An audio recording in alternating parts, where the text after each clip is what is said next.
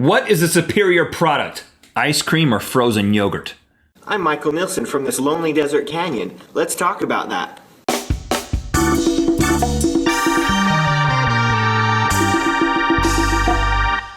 Good mythical morning. Today's episode is brought to you by the Rhett and Link Kommunity, the place where you can converse, collaborate, and even chat with other mythical beasts. It's fun. Don't worry. No one's going to hurt you. Just come on in. It's fine. Does it sound like I'm calling somebody into a situation that's going to hurt them and I'm trying to make it look like it's not? Yeah, but that's pretty much the truth of it, so just go with it. All right. Oh, it's time to tackle another groundbreaking issue, a debate, a topic, the deeper questions of life. Today, are you ready to answer the question, what is the superior product, frozen yogurt or ice cream? I have an opinion, but I will wait. I will hold on to my opinion like I'm holding on to a bowl of either ice cream or yogurt. Oh, I don't know what's in the bowl yet. That's right. All right, let's start with some brief history just to whet the palate and the appetite for whichever is your choice. History of ice cream. Link, do you know that ice cream has been around since the 10th century, which was... Yes, I emailed that fact to you. Very surprising to me, but it turns out, because I was like, what did they do before refrigeration? Do you know that they used to go out to ponds and they would cut huge blocks of ice out of frozen ponds in the winter, and then they would store it either in the ground or in these like insulated boxes filled with straw, and then the summer months came and they shaved the ice, and then they would put some cream and some fruit, and then they made ice cream. It sounds like a luxury. Yeah. If you're more well-to-do. And I regularly go into frozen ponds and cut blocks of ice for storage and for the summer, and I never thought about making ice cream with them. Well, now you can think about that. Yogurt is produced using a culture of Lactobacillus delbrueckii bacteria. Oh, that's my favorite. Which is named after the famous NBA basketball player. It's then added to heated milk and allowed to ferment. How milk was first cultured into yogurt remains a mystery, but there's evidence of yogurt being made as early as 2000 BC. Really? Now that's just yogurt. Frozen yogurt wasn't invented until the 70s, and I'm talking about the 1970s. Up in New England, it started to surface, and let's see, who was this guy? H.P. Hood called it Frogurt. That was smart. That was smart, but then it didn't taste that good, so no one really used it or liked it or enjoyed it or bought it. You can also use frozen yogurt. This is like as a drug. An ointment. Yeah. I regularly rub it on my face to treat acne. They had to make it smoother, and they had to make it more tasty and add a lot of sugar and stuff like that before people started buying it. Took a few years. But now it's a burgeoning industry. Yep. What are your arguments of what you think is better, frozen yogurt or ice cream? Dedicated Sleuth typed, I like ice cream better because of the texture. If I wanted something soft, I would have regular yogurt. Now I'm talking about is it scoopable? Now you can have soft serve ice cream, but that's like the loser ice cream. So if you're voting for that, I'm just I'm putting you in the dugout right now. So We're talking about pristine scoopable ice cream versus frozen yogurt that's basically soft serve. You can't ask for scoops of frozen yogurt. The thing Right. has to kind of poop it out. You go up to the thing and you...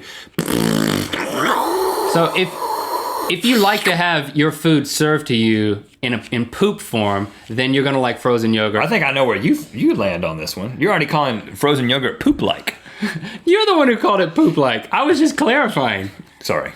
But ice cream, I guess it could be an advantage that it could be soft serve or scoopable. So I think it could come in different textures depending on what you want.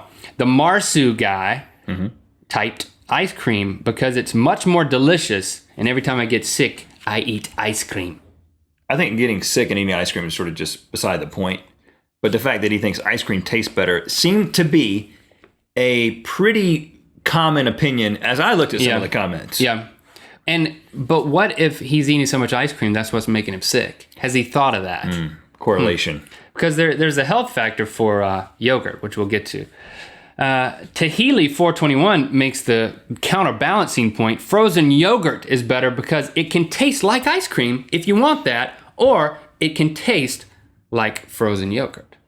Now, before moving out here, back in North Carolina, there weren't a lot of yogurt places. There was TCBY, but nobody ever went there. You go to Baskin Robbins, and you go to the local ice cream shop like Sunny Skies, which was famous. I mean, it was on Good Morning America because he invented a hot ice cream. Habanero ice cream. That you had to sign a waiver before you. Yes.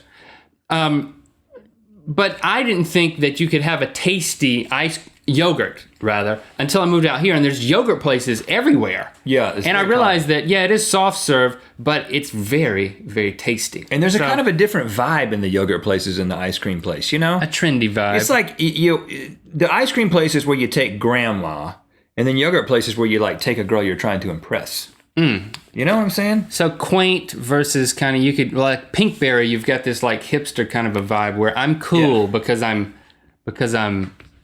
frequenting this establishment. Right. Qerstin says ice cream is better because you have any flavor you want to choose from. There's a lot of choices. But then, what I've learned and what shaynaalbright said is frozen yogurt is way better. They let you choose all the different flavors, plus put as much in the bowl as you want. Then usually you can put toppings on it. That's how the frozen yogurt places work where I live. But, so there's choices, but they're different kinds of choices. But it's like a Mongolian restaurant.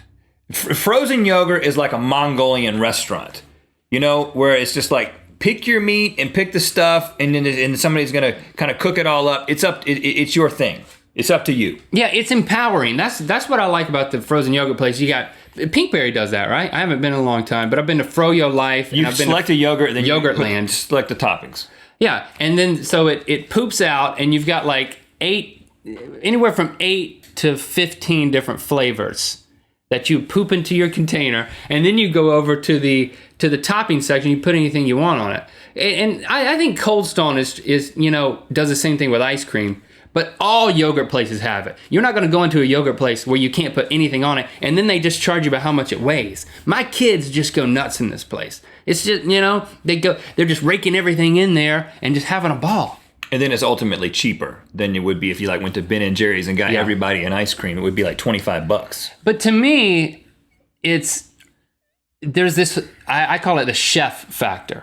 Do you want to have it your way where you can go into a yogurt shop and totally screw up a nice bowl of something, or go to, say, the Ben & Jerry's, the Baskin Robbins, or the Sunny Skies local version, and some ice cream chef has made this scoopable, recipeed creation that you're just going to trust the chef and say, I'm going to experience this as one thing. It's not something with other stuff on top of it that you've probably put the wrong thing, like lychee.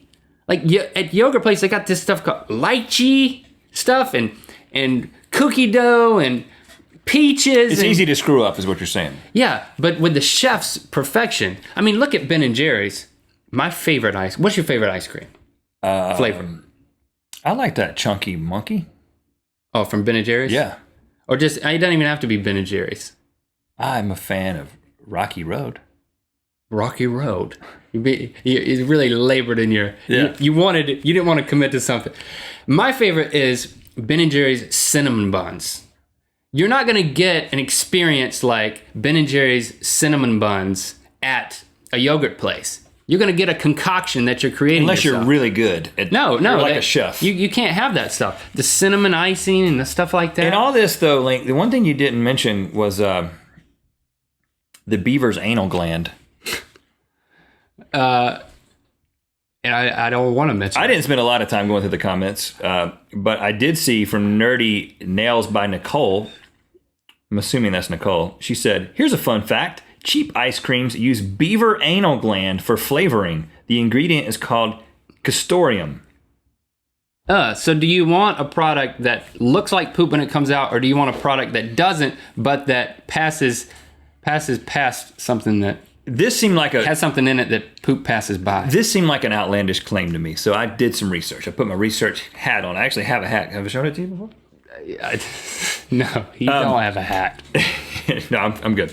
Okay, so I put on my research hat, and I did some research, and it turns out that Castoreum is actually used it is accepted by the FDA. It is approved by the FDA to use in flavoring, and it has been used to be used regularly as vanilla flavoring. And this is the secretion of a beaver's anal gland that they use to mark their territory with. And somebody back in the day figured out a way to dry this stuff up and put it in things to make it taste like vanilla. But apparently, a beaver's butt tastes like vanilla. That's another thing that I kind of inferred through all this. But it turns out that there was a guy who investigated this claim because Jamie Oliver, the chef, went on to Letterman, and he said that he made that claim on Letterman, on the show. Mm-hmm.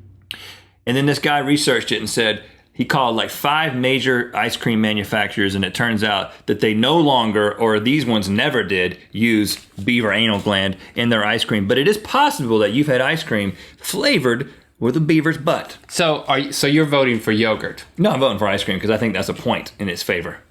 Really? Yeah, I think if you can be so creative as to figure out how to flavor something with an anal gland from a beaver, you get points for that, even if it's no longer done. But my real reason is when you make a decision to choose yogurt or ice cream, when you make a decision to eat either one of those, you're making a decision to say, I'm going to have a treat. I'm treating myself. I'm eating something that's relatively high in calories. It doesn't offer any real benefit to me. Even if it has some live cultures in it, I think that is outweighed by the fact that it's a high-calorie food. Just go for it and get the thing that tastes the best, with or without beaver anal gland. Ice cream, I believe, ultimately has a better taste. I think once you factor in health, price, and the experience of empowerment, I'm overriding the chef factor and the beaver gland factor, and I'm going with yogurt on this one as a full experience. And as we spin the wheel to end the episode, I will tell you, ladies, that Chanel perfume, according to Wikipedia, still uses Castoreum in it. So if you're a big fan of Chanel perfume, or at least a certain kind, you might be putting beaver butt on your neck. Next week, before we end, let's let them know. Next week, we're going to have another discussion. We're going to do something a little bit different. We're going to talk about best ever. Again, we're going to talk about the best ever video game. We want you to leave your comment with what and why is the best video game ever. And then we're going to tally the results, and we'll talk about it next week and figure out what is the best video game. Leave your comment now about that. Let's end this episode. Rhett and Link quit. What's in this show? Hold on. Taste it. Taste this show. Tastes like a beaver's butt. It's vanilla yet. You know what? You know what? I'm not. I quit. But it's not. Quit. It's not that bad. You really think? I quit. But it doesn't. It tastes like vanilla. I'm out of here. I'm not licking a beaver's butt. Okay, if you insist, I quit too. Let me get a little bit before.